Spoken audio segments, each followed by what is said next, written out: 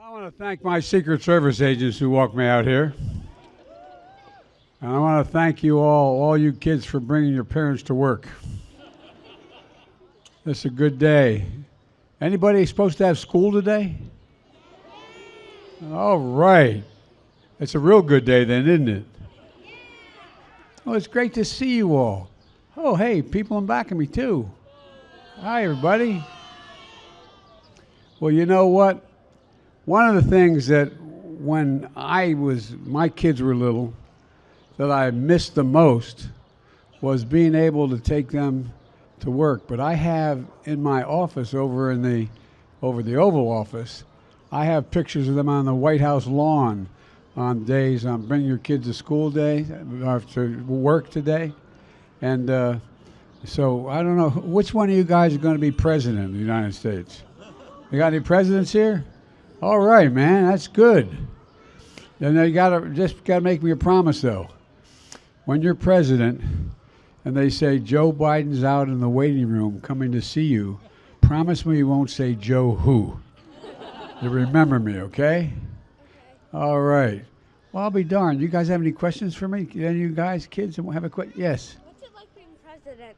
What's it like being president? Well, first of all, it's probably the greatest honor anyone in America can have bestowed on them, number one. Number two, one of the best parts is, and I mean this sincerely, you get to meet so many different people. And number three, it also means that you live in this house. It's not a bad place to live, you know? And number four, it gets to meet folks like you, and I really mean it. Thank you, thank you. What's your name, Angel? Hadley. What's your question? How many people live in the house? How many people live in the house? Well, right now, the only two people live in the house every night of the family is Mrs. Biden and me. But we have grandchildren and children. So I have a son who lives in California but comes once in a while with his family, and I have a daughter who lives up in Philadelphia. She works to help women who are victims of violence, and she's a social worker. And every once in a while, she comes down with her husband. And then the best part of it all, I have 6 grandchildren, and I'm crazy about them. And I speak to them every single day. Not a joke. Matter of fact, I just got finished going through the calls, and only one of them answered the phone. But at least I got to leave a message. And my oldest granddaughter is named after one of my daughters who I lost in an accident a long time ago, and her name is Naomi. And then I have number 2, I have a daughter who works in the environmental movement, and her name is Finnegan, and named after my mom. And number 3, my granddaughter, I call her my all-American girl. She was a great little athlete, and she's about to graduate from college in about 2 weeks, and her name is, the nickname we call her is Maisie. And then I have 2 other granddaughter who I just did get to speak to, and her name is Natalie, and she is a senior in high school, about to graduate and go off to college where her daddy went to school. And then I have a grandson who's going to be a senior in high school. And then now I have a new baby boy. He's 3.5 years old, and his daddy named him after his brother, my deceased son, and he's Bo Biden. So guess what? They're crazy about me because I pay so much attention to them. Anybody else have any questions? Yes, baby. What do you have? Oh. My name's Amelia, and where are your grandsons or granddaughters? We're okay. Her name is Amelia. She wants to know where my granddaughters are. One granddaughter lives in Pennsylvania, in Philadelphia. One granddaughter lives in New York. One granddaughter lives in Washington. One granddaughter lives in Wilmington, Delaware. And the other grandsons, my grandson lives in California. I left somebody out, didn't I? Anyway, Philadelphia, Wilmington, and I did say 5. You're right. So let me see. I got 1 in New York, 2 in Philadelphia, There's a three. No, three, because I got one granddaughter who is, I don't know. You're confusing me, but they're all around Wilmington, California, New York, and Philadelphia, the cities they live in. Yes, honey. I'm Shia, and I wanted to ask, why did you want to become the president? Why did I want to become the president? Well, you know, when I was younger, 120 years ago, when I was younger, I lived in a state that it was very hard for African Americans to have a fair chance. It was segregated by law. And so as a high school student, I got involved in what's called the civil rights movement. And so one of the things that was happening in my state was we were trying to get people to run to fight for civil rights. And we were having trouble getting that many people to run when I started off. And they asked me to run, and I said I didn't want to. And then my sister, who's my best friend, my sister used to be 3 years younger than me. Now she's 20 years younger than me. We went to the same university. She graduated with honors. I graduated. But she managed my campaign, and so we ran in a district with my team, the team I belonged to, hadn't won. And so I said, okay, I'd run to be the good sport. But guess what? We won because of my sister. And next thing I know, one thing came after another. And then it turned out that I ended up being a senator for a long time. And then President Obama asked me to be his vice president. And then I ran for president 4 years later. Yes, honey. What's your favorite ice cream flavor? Now she's talking my language. What's my favorite ice cream flavor? I may be among the dullest presidents of the world because I'm known for two things: my Ray-Ban sunglasses and chocolate chip ice cream. That's my favorite. Down here. Yes, what's your question, honey? My question is, what makes you hopeful for the next generation of America? You. I said, what makes me hopeful for the next generation of Americans? The generation of Americans, from you guys to people all the way to the late 20s, is the most open, the least prejudiced, the best educated, and the most giving generation in American history. For real. Not a joke. And that's why I'm so hopeful. Because in America, we can do anything. Anything at all if we do it together for real. There's not a single thing we can't do. And what gives me the most hope is all of you guys, for real. And that's the God's truth. Anyway, yes? What's your favorite color? My favorite color is blue. Not because when I started off, it wasn't red and blue states. Everything was, anyway. But that's my favorite color. How did you become a president? I became a president by going asking people like your mommy and daddy, and I don't know your mommy and daddy, but asking them to look me over, I'd say. Look me over. If you like what you see, help out. If not, vote for the other guy, but give me a look.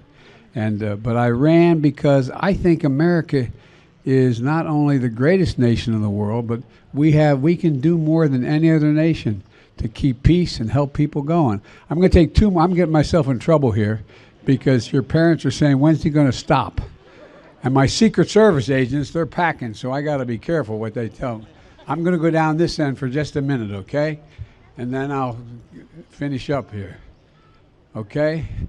Hang on. Okay. The lady in pink. You. Me. Fire away. Hello. Okay. What have you eaten for breakfast? And also, can I have a fist bump? You can have a fist bump. And I had a bacon and cheese on a croissant. Thank you. I'm going to try that. I mean, bacon, scrambled egg and cheese on a croissant. That sounds I forgot the scrambled egg. Yes, honey. Sure, you can have a fist bump. You sure can. My name is Sophie. I was wondering what your biggest accomplishment so far in the White House has been. Well, I think the biggest accomplishment we've had so far is helping people be able to get health care and be able to afford health care. You know, people need, your moms and dads and a lot of people need prescription drugs and need a prescription to stay healthy. I'll give you one example. Do you know anybody, any of you kids know anybody who has diabetes? Any kid you know? Well, guess what? It used to be when I came to office to pay for the diabetes for a month, a lot of parents had to pay $300, $400, $500 a month. Well, I was able to change it. They don't have to pay more than, they're not going to have to pay more than $35 a month for that. Those kinds of things. The other thing is, I think one of the biggest things is, and it's not complicated, but it is a little bit. There was a concern when I got elected whether or not, I'll get your question. There was a concern that whether or not we would hold all of our allies together, the people in Europe, France, England, Italy, Germany, to stay in what is a thing called NATO, the North Atlantic Treaty Assembly. And we've always been able to keep the peace since World War II that way. And so I spent a lot of time pulling all those folks together to stay on the same page to take on the Russian aggression, what they're doing to the poor people in Ukraine. And so I think I consider that an accomplishment. And the third thing I think is an accomplishment is that, we have to be the strongest and most prosperous nation in the world. We have to have the best, what they call infrastructure, bridges, roads, highways, internet, all those things. And I was able to convince a lot of my Republican friends to join us. And so we passed a significant bill to rebuild all our roads and all the things that are going to make your generation much, much stronger. Yes, honey. Who is your biggest inspiration? My biggest inspiration, let me see. And politically, my biggest inspiration was probably Dr. Martin Luther King. But in terms of personally, my biggest inspiration were my mom and my dad. My mom, for real, my dad used to say things when he was alive. He'd say, remember, to be a person of your word, to be a man or a woman of your word, you have to keep your word. Whatever you say, you have to commit to. You have to stick with what you say and tell the truth. And it really does matter. And my mom used to say, just remember, Joey, never bow, never bend, never kneel. Just get up and fight back. And that's for real. And so I think my mom and dad are my two biggest inspirations. Yes? How many guards are in the building? How many guards in the building? Well, other than the 4 Secret Service people over there right in front of the podium. But, to tell you the truth, I don't know how many there are. There's a whole bunch, though. There's a whole bunch. I don't know, honey. There's a lot. I wish I knew the number. I don't know. Yes, baby. Was it like in the White House? Well, what's it like in the White House? Well, here, come here. You hang with me for a minute. And you don't want to go in the White House? Okay, all right. Okay. Do you watch the Stanley Cup playoffs, and if you do you have a favorite team? I did, and I do. The Philadelphia Flyers. I'm rooting for the Devils. Oh, I'm rooting for the Devils. All right, that's a good thing. Can I have a fist bump? Yes. There you go. Hey, man. Can I have a selfie? And what was your favorite team in the Super Bowl final round? Well, let me grab that. What was your favorite team? Kansas City Chiefs. I got to admit, it was the other team for me. But Kansas City, pretty cool. You ready? There you go. What do I say? Whatever you want to say. You want to make a speech? Yeah. What's your name? Yuri. Did you have a question? Yes. You want to tell me what it is? Yuri Newman. That sounds crazy. Can't answer that one. What was the last country you traveled to? The last country I've traveled, I'm thinking what's the last one I was in. I've been to 89, I met with 89 heads of state so far. So I'm trying to think, where was the last place I was? It's hard to keep track. I mean, yeah, you're right, Ireland. That's where it was. How'd you know that? Oh, you're kidding me. Oh, right, man. Okay. Yes. What is your favorite rose in the rose garden? My favorite rose is the white rose. And the reason that's my favorite rose is that that's the rose I always give my wife, the white rose. Folks, I'm keeping you a long, long time, and I promise I'll answer some questions back here, but let me just say your mommy and daddies are doing really important work, for real. And, in America, you're allowed to have really different points of view. You can really disagree on which direction you think that we should take the country, whether we should be spending money on this program or that program, or we should be dealing with one country or another.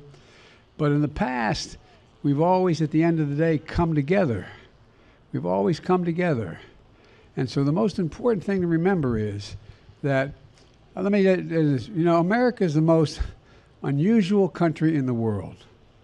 And for you little kids, unique, meaning there's not any other country like it.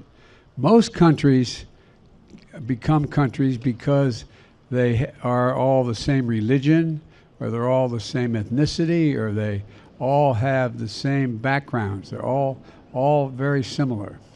But America is the only country that was built on an idea. And no matter how young you are, I hope you remember the idea. And that is that we're based not on where we live, not the geography. We're based on this idea. And this is true. It says, we hold these truths to be self-evident, that all men and women are created equal, endowed by their Creator, endowed by God, with certain inalienable rights, meaning rights that they have just because they're born. And those rights are life, to have a good life, liberty, and the pursuit of happiness. No other country is based on that idea. No other country in the world. That's what makes us so special. And that's what makes us the envy of the world. And I tell you, your moms and dads, both in the press as well as in government, they allow us to be able to make it work. We've never completely reached our goal, but we've never walked away from it.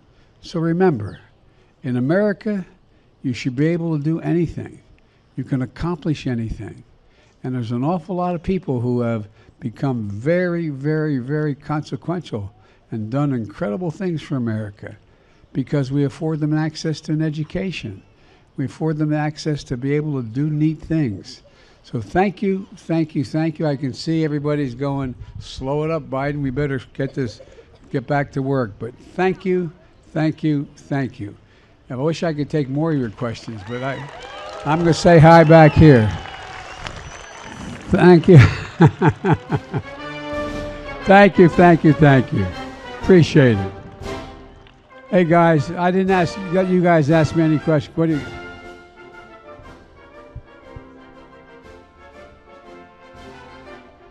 I'm Gwen, and what are you going to do to ensure the health care and money for the employees of the White House? What am I going to do to make sure we have health care for the employees of the White House? We're going to make sure that we tell the American people what we're doing and why if everybody paid their fair share in taxes, if the super wealthy, like regular people, paid their fair share, we could easily afford this. We have 1,000 billionaires in America. They only pay 8% of their taxes. Your moms and dad pay 25% of their taxes. They don't make anywhere near that. So it's got to make sure everybody pays their fair share. And we can do all these things. We can do them well. Yes, honey. First, what's your favorite part about being president, and can I have a handshake? My favorite part about being president is doing what I'm doing right now. Getting to look the American people in the eye and hear what's on their mind. I really mean it. That's my favorite part of being president. Yes, honey.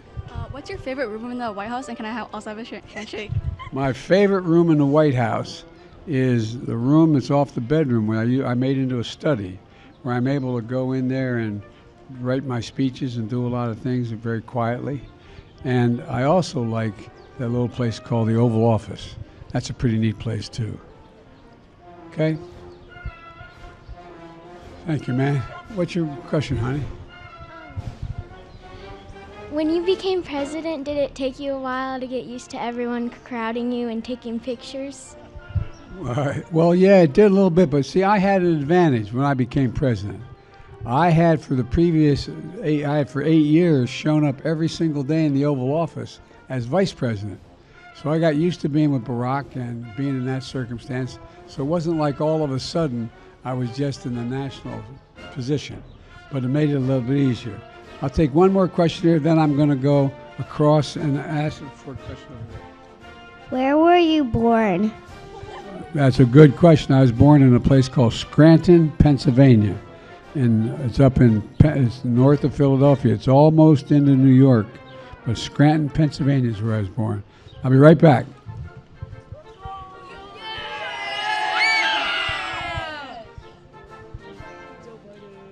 What do you do on a daily basis? What do I do on a daily basis? Well, without getting into the whole, every morning I have a meeting with what they call the National Security Count, the people who collect all the information overnight, the secrets around the world, and fill me in on what they know is happening and not happening.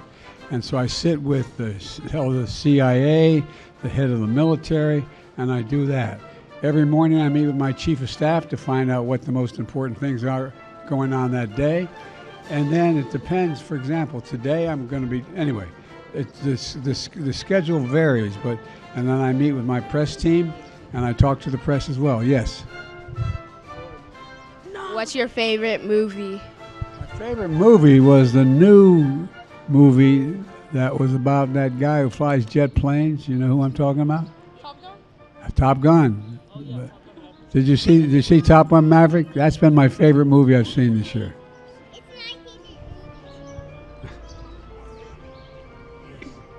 Can I please have a fist bump?